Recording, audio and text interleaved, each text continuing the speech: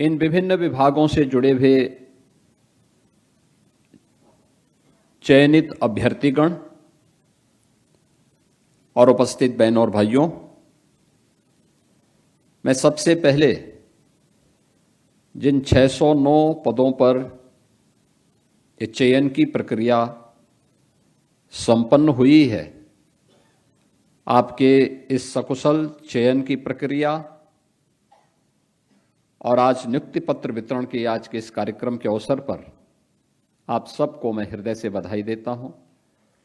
आपके परिवार के सदस्यों को भी हृदय से बधाई देता हूं। एक निष्पक्ष और पारदर्शी चयन की प्रक्रिया के लिए अधीनस्थ सेवा चयन आयोग, जिसके अध्यक्ष शेषन सांबत जी यहाँ पर उपस्थित हुए हैं, मैं उनको और उनकी पूरी टीम को भी हृदय से धन्यवाद देते हुए आप सभी का उत्तर प्रदेश सरकार का हिस्सा बनने के लिए हृदय से स्वागत भी करता हूं। यहां पर मेरे पूर्व वक्ता हमारे डिप्टी सीएम जो चिकित्सा शिक्षा और चिकित्सा स्वास्थ्य विभाग के मंत्री भी हैं, उन्होंने अपनी बात यहां पे रखी थी। उससे पहले श्री दयाशंकर मिश्रा दयालु जी ने भी अपनी बात को आपके सामने रखी। स्वाभाविक रूप से हर माँ बाप की इच्छा होती है कि उसका बच्चा पढ़ लिख करके एक सुरक्षित भविष्य की दिशा में अग्रसर हो सके। इसके लिए उन्हें अपने स्तर पर अच्छी शिक्षा दिलाने का प्रयास करता है, सही मार्ग दिखाने का प्रयास करता है। लेकिन जब अपेक्षित परिणाम नहीं आते हैं तो न केवल वह नौजवान बल्कि उसके माँ बाप, उनके नातेदार, रिश्तेदार, इन सब के सपने भी चकनाचूर होते हैं। किसी नौजवान के सपने का चकनाचूर होना ये केवल एक उस यूथ या उस युवा के साथ धोखा नहीं है, बल्कि आने वाली पीढ़ी के भविष्य के साथ भी धोखा होता है और विकास को बाधित करता है। उत्तर प्रदेश जैसा राज्य ये वैसे ही बीमार नहीं हुआ था, ये बीमारू राज्य वैसे ही नहीं बना था। इसको इस प्रकार की चयन की प्रक्रिया में भेदभाव करके बेईमानी और भ्रष्टाचार ने इस राज्य को बीमारू बना दिया था, अराजक प्रदेश बना दिया था, गुंडागर्दी से त्रस्त प्रदेश बना दिया था, महीनों महीनों कर्फ्यू वाले प्रदेश के रूप में उत्तर प्रदेश को बदल दिया था। कोई भी व्यक्ति अपने आप को सुरक्षित नहीं महसूस करता था। चयन की प्रक्रिया में इतने भेदभाव होते थे कि माननीय न्यायालय को उन्हें रोकना पड़ता था। माननीय न्यायालय ने उस हर एक नियुक्ति की प्रक्रिया में 2017 के पहले कहीं ना कहीं उन्हें स्थगन आदेश देकर के रोका हुआ था और तमाम प्रकार की तीखी टिप्पणियां की थी। जो बात यहां पर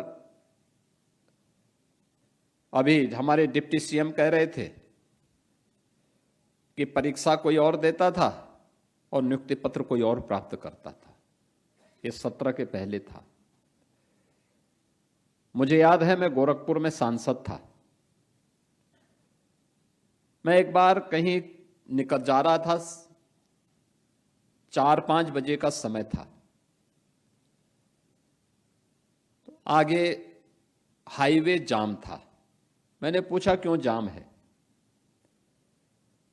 तो मुझे पुलिस के अधिकारी आए, उन्होंने कहा साहब एक नौजवान ने सुसाइड कर दिया है। जो कि वह गांव जहां सुसाइड हुआ था तो मेरे संसदीय क्षेत्र का हिस्सा था। तो मैं अपनी गाड़ी से उतरा, मैंने कहा मैं मिलता हूं उन परिवार के लोगों से। तो अधिकारियों ने मुझसे कहा कि लोगों में बड़ा आक्रोश है, आप मत जाइए। मैंने कहा भी आक्रोश आज है तो मुझे तो आने वाले समय में वोट मांगने जाना ही है, तब भी तो ये आक्रोश होगा। मैंने कहा मैं जाऊंगा।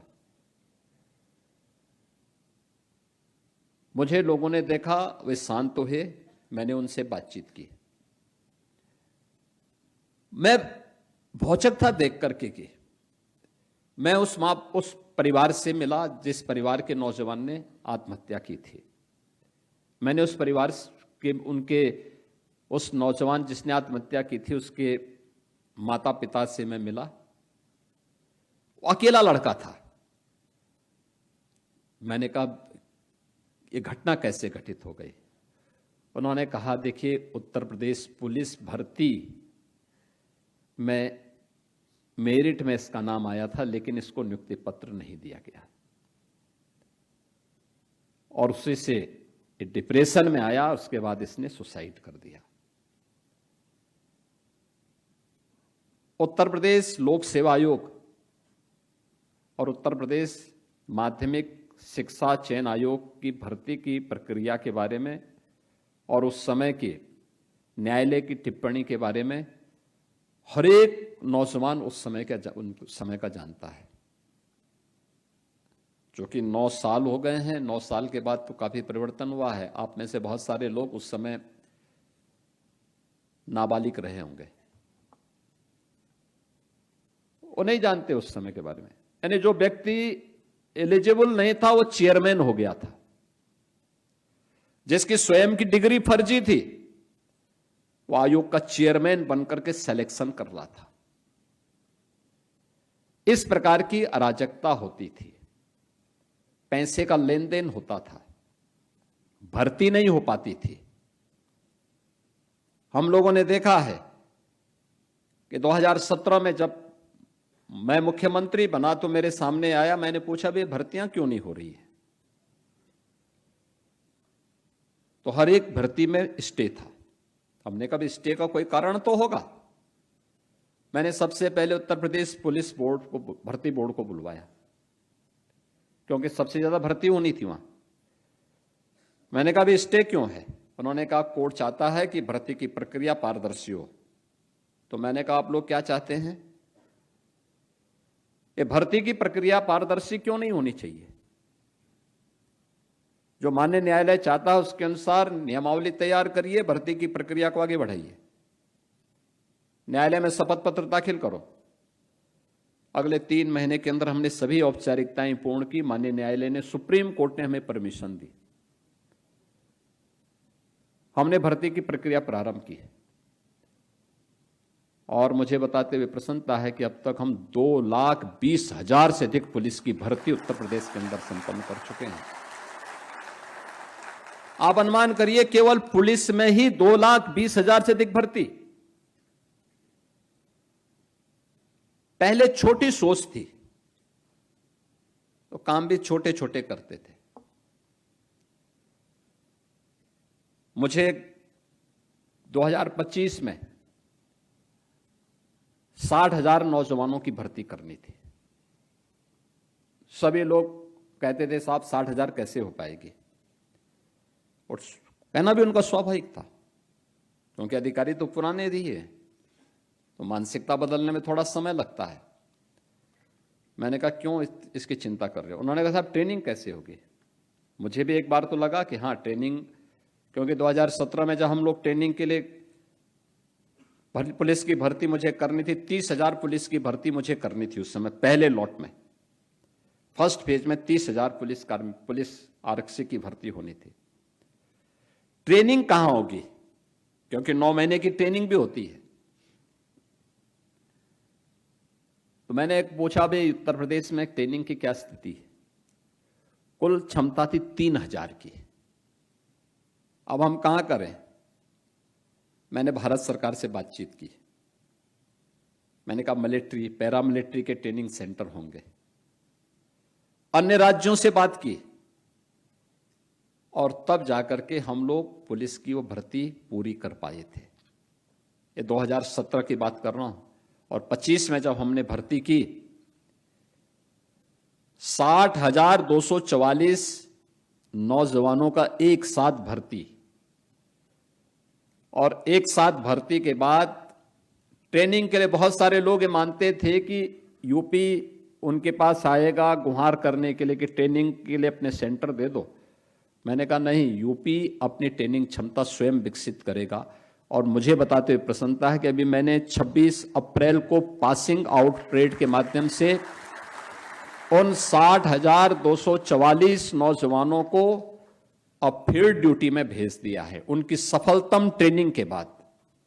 ये सभी ट्रेनिंग उत्तर प्रदेश के अंदर ही, उत्तर प्रदेश के ही केंद्रों में हुई है, जो उत्तर प्रदेश पुलिस के अपने केंद्र हैं। कार्य करने की इच्छा शक्ति, गवर्नमेंट की जो स्पष्ट नीति होनी चाहिए, साफ नियत होनी चाहिए, परिणाम भी आते हैं। आज उसी परिणाम का, उसी दिशा में किए गए प्रयासों का परिणाम है कि हमने अब तक 9 लाख से अधिक नौजवानों को सरकारी नौकरी दी है यूपी के अंदर, 9 लाख से अधिक। और देश के अंदर किसी भी राज्य में सबसे अधिक नियुक्ति की प्रक्रिया को सकुशल संपन्न करने, पारदर्शी तरीके से संपन्न करने का यह रिकॉर्ड है। लगातार अभी हम लोग कर रहे हैं। अधीनस्थ चयन आयोग, अकेले अधीनस्थ सेवा चयन आयोग इस वर्ष 32,000 से अधिक नियुक्ति की प्रक्रिया को संपन्न करेगा।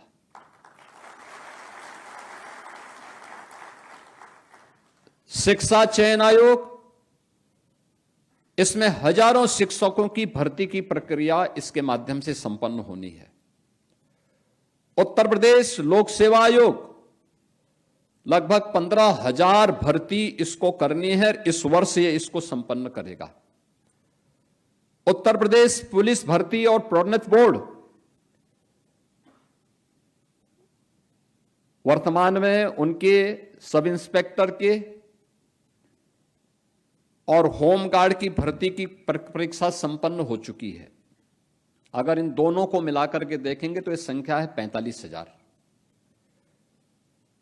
और लगभग इतने ही और भर्तियों की प्रक्रिया हमारी आगे बढ़ रही है। ये मान करके चलिए कि अगले एक वर्ष, इस एक वर्ष के अंदर यानी 26-27 के अंदर अकेले यूपी के अंदर 1.5 लाख इन सभी विभागों में भर्ती की प्रक्रिया, इन सभी आयोग और बोर्ड के माध्यम से 1.5 लाख से अधिक भर्ती की प्रक्रिया संपन्न होनी है।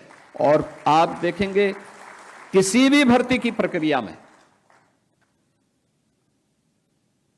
हमने यूपी में भर्ती की प्रक्रिया में किसी भी प्रकार का सेंध न लगे, इसके लिए एक सख्त कानून भी बनाया है।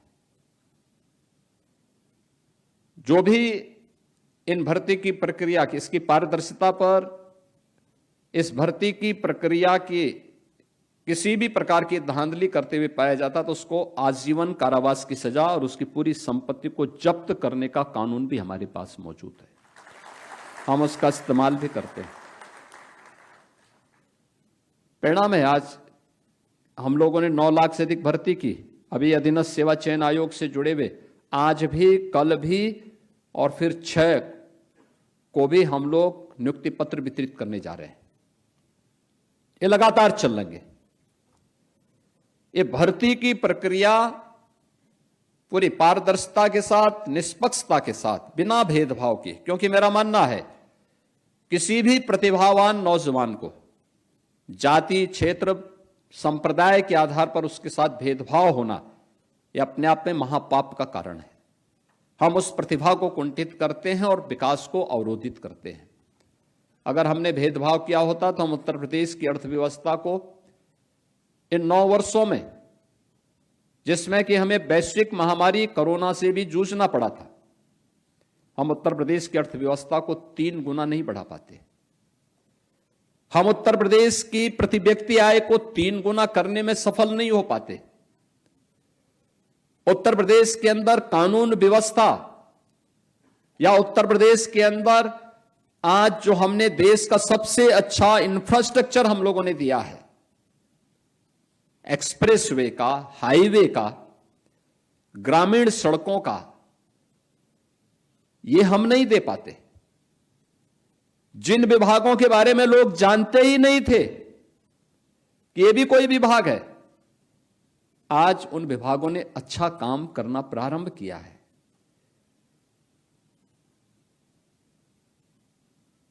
आज उन विभागों को एक पहचान मिली है। प्रयास करने से होता है और उस प्रयास के लिए उस प्रकार के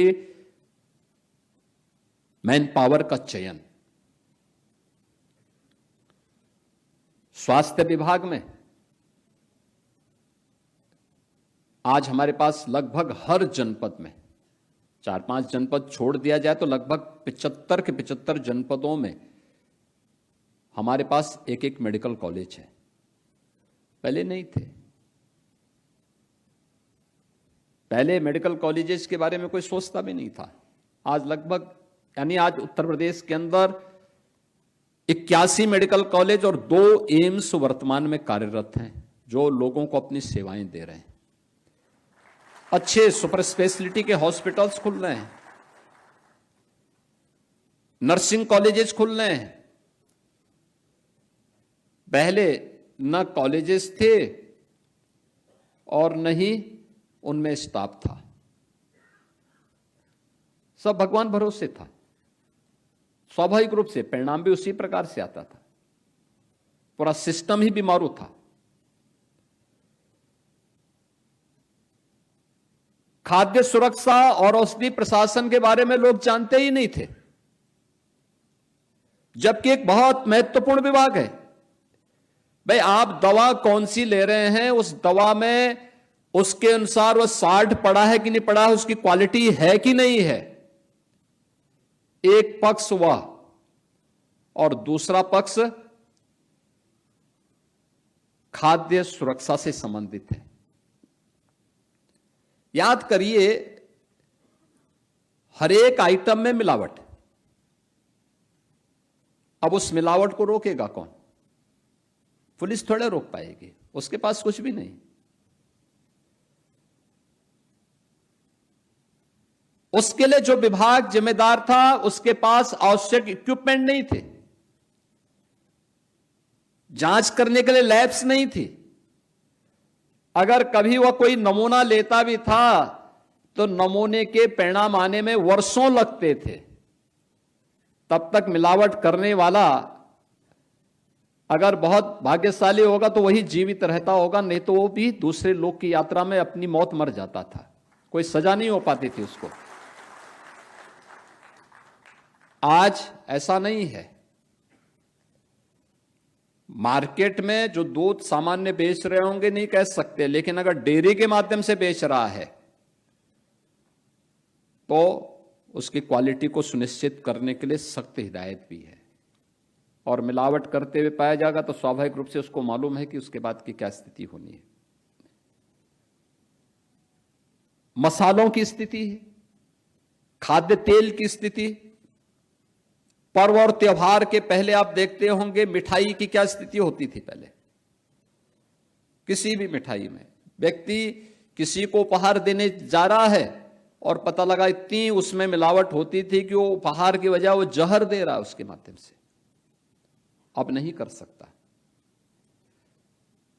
जिस विभाग को इसके लिए करना था, ये काम करना था, उसके पास न आदमी थे, न लैब थी और न लैब में इक्विपमेंट थे।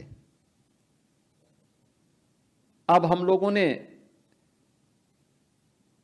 औषधि के बारे में भी जांच करने के लिए, कोई भी ड्रग है उसकी जांच करने के लिए हमारे पास हर एक रेंज स्तर पर, यानी मंडल स्तर पर एक लैब है, एक ग्रेड की लैब।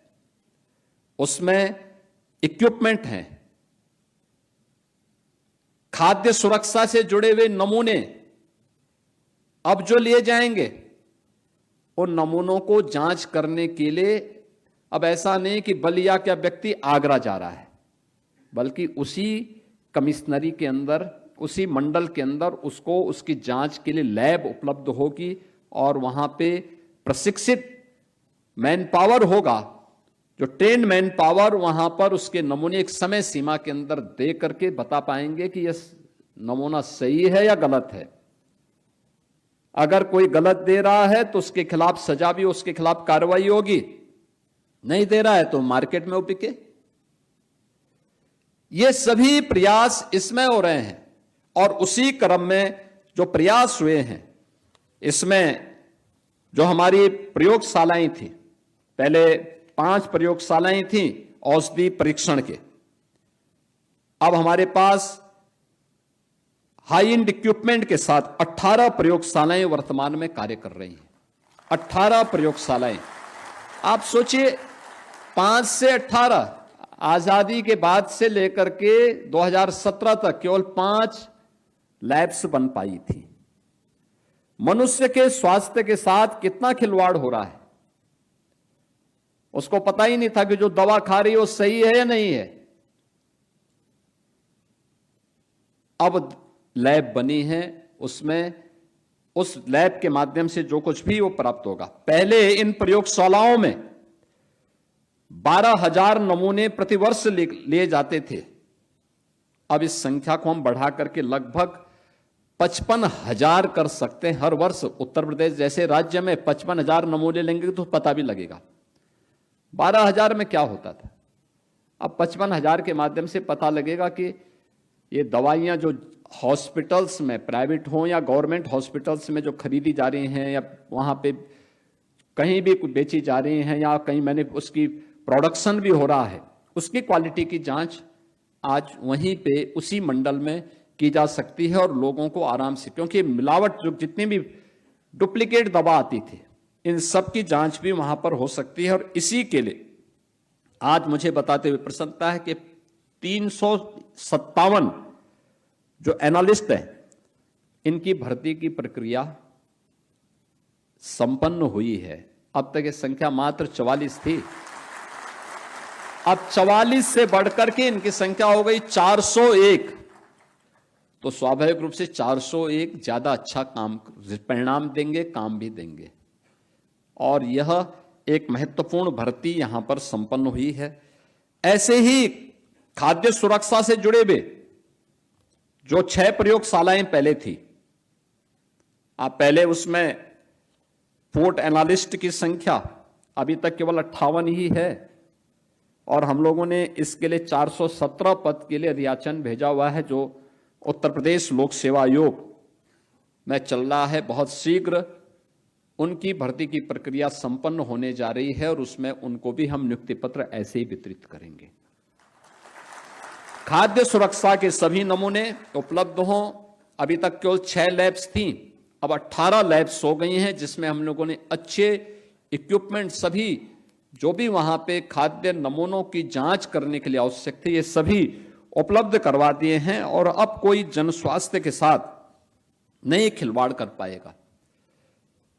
ये लैब्स जो बनी है, ये सभी एनालिस्ट जब वहां पे भर्ती होकर के आ जाएंगे, जो नमूने अब तक केवल 36,000 नमूने प्रतिवर्ष लिए जाते थे, हम इनकी संख्या को बढ़ा करके 1,08,000 से अधिक प्रतिवर्ष ले सकते हैं और प्रत्येक खाद्य सामग्री जो जनता के लिए परोसी जाएगी उसकी क्वालिटी को सुनिश्चित कर पाएंगे। और ये मनुष्य के स्वास्थ्य के साथ मुझे लगता है किसी भी प्रकार की कोई खिलवाड़ नहीं कर पाएगा। यह कार्य इसके माध्यम से करने का एक प्रयास हुआ है और जो मार्केट से कोई भी मिलावट वाली सामग्री है, कोई भी इस प्रकार की चीजें हैं जो उसके स्वास्थ्य के साथ खिलवाड़ करता हो, उसको हटाने की प्रक्रिया का एक हिस्सा।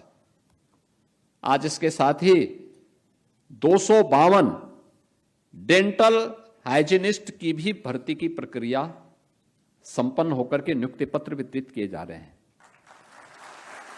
आप सोचिए कितने व्यापक पैमाने पे सरकार के स्तर पर एक कार्रवाई हो रही है। अलग अलग स्तर पर। कोई पहले इसका महत्व नहीं समझता था, क्योंकि उनको मनोस्वास्थ्य से मतलब ही नहीं था, उनको अपने स्वयं के स्वास्थ्य से मतलब था, अपने परिवार के स्वास्थ्य से मतलब था, समाज के स्वास्थ्य से मतलब नहीं था।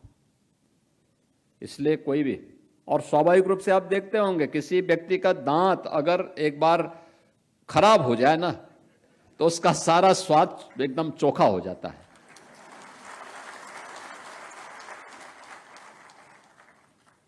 आप देखो किसी का दांत थोड़ा परेशान कर ले, उसके सामने कितने भी अच्छे व्यंजन आप रख ले, वो बेचारा देखता रह जाएगा, लेकिन दांत उसका जो है उसको परेशान कर डालेगा।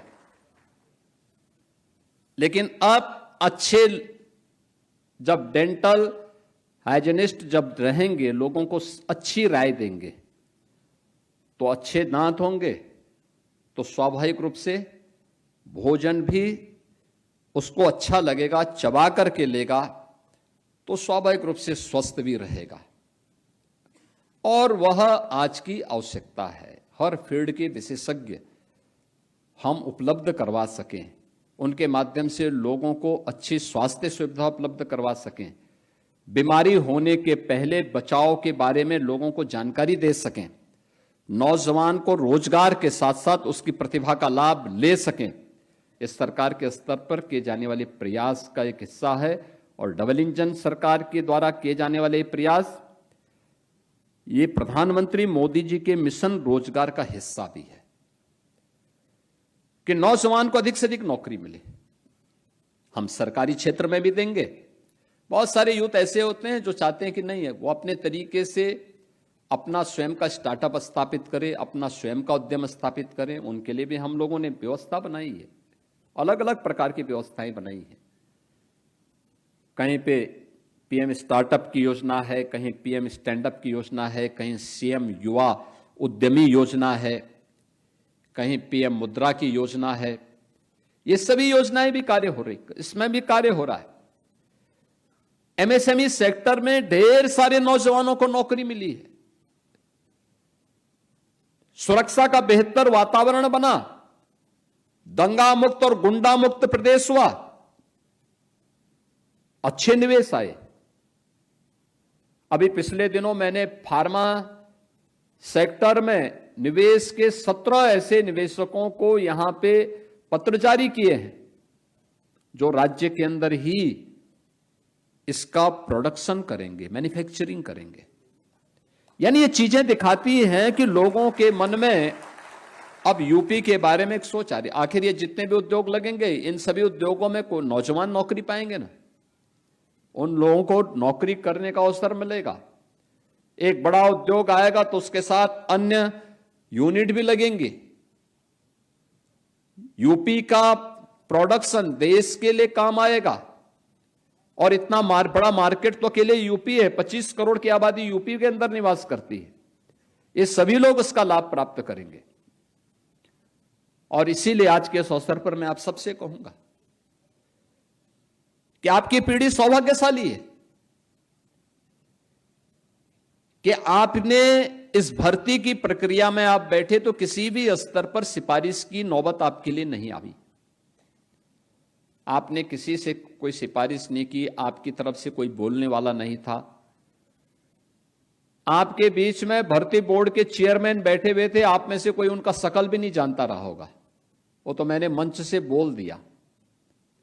अन्यथा आप लोग भी नहीं पहचानते कि हमारे कौन भर्ती की प्रक्रिया के साथ कौन इस चयन कर रहा है। यह है निष्पक्षता कि जिस व्यक्ति के द्वारा, जिसके नेतृत्व में भर्ती की प्रक्रिया पूरी हो रही है, वो आप ही के बीच में बैठा है, लेकिन आप उनकी शकल नहीं जानते हैं। यह है निष्पक्षता का उदाहरण। और नहीं तो पहले क्या होता था, पहले भर्ती बोर्ड के चेयरमैन एक और बैठते थे और चाचा भतीजे की जोड़ी वसूली के लिए निकल पड़ती थी और हर एक को पता था और सबकी पर्ची जाती थी, नाम भी जाते थे। और जब हवालात में जाने की नौबत आती थी तो वो चेयरमैन को जाती थी। वो बेचारा फंसता होता। तो बेईमान राजनीतिज्ञों को, भ्रष्ट नौकरशाहों को रोकना है तो शुरुआत अपने आप से करिए। हम सबको अपने आप से इसकी शुरुआत करनी होगी। आम जनमानस ईमानदारी के साथ अपना जीवन आगे बढ़ाना चाहता है और उस प्रक्रिया के साथ हमें जुड़ना पड़ेगा।